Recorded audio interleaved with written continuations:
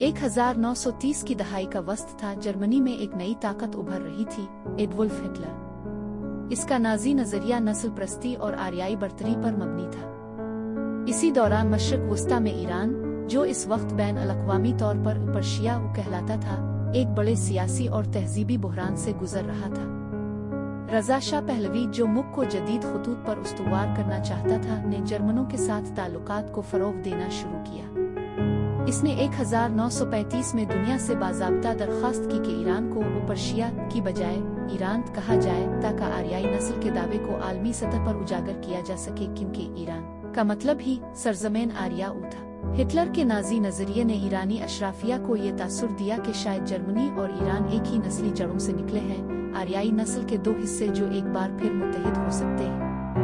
Hitler ने भी Iran को खास अहमियत दी, क्योंकि वो जानता था कि मशरक वस्ता में बरतानवी असर और रसूख को कमजोर करने का बेहतरीन रास्ता ईरान है। ईरान में जर्मन इंजीनियर, मुशीर और कारोबारी कंपनियां बड़ी तादाद में दाखिल हुई। नाजी जर्मनी ने ईरान में स्कूलों, अस्पतालों और फैक्ट्रियों में असर कायम किया, हत्ता कि तेहरान में नाजी परचम लहराते नजर आते थे। ईरानी रेडियो और अखबारात में हिटलर की तकरीरें तर्जमा होकर नशर की जाती और रज़ा शाह को एक ईरानी हिटलर के तौर पर देखा जाने लगा।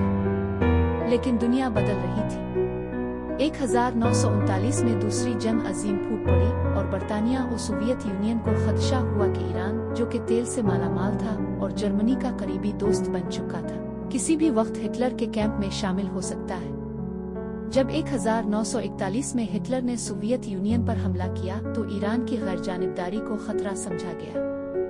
बरतानिया और सोवियत यूनियन ने ईरान में मौजूद जर्मनों को निकालने का मुतालबा किया, मगर रज़ा शाह ने इनकार कर दिया। नतीजा ये निकला कि अगस्त 1941 में बरतानवी और रूसी अफवाज ने ईरान पर हमला कर दिया। तेहरान पर कब्जा कर लिया गया। रज़ा शाह को माजूल करके उनके बेटे मोहम्मद रज़ा शाह को तख्त पर बिठाया गया और ईरान एक बार फिर आलमी ताकतों के नरगे में आ गया।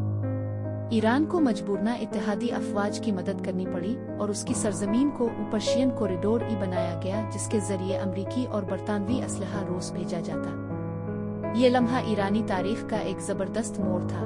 ईरान ने नाजियों से नजरियाती हमदर्दी तोड़कर हकीकत का सामना किया। जंग के बाद ईरान एक नई सियासी और समाजी अफरातफरी में दाखिल हुआ, जहां कौम प्रस्ती, तेल की सियासत और आलमी ताकतों के दरमियान झूलती खुदमुख्तारी एक लंबे सियासी खेल का हिस्सा बन गई। ये कहानी सिर्फ एक मुल्क की नहीं, बल्कि इस फरेब की है जो ओ नस्ली बर्तरी के नाम पर दुनिया भर में फैलाया गया। एक फरेब जिसका आगाज आर्याई इत्तेहाद के ख्वाब से हुआ और इख्तिताम ईरान पर गैर मुल्की कब्जे, अवामी जिल्लत और आलमी ताकतों की मुदाखलत पर हुआ।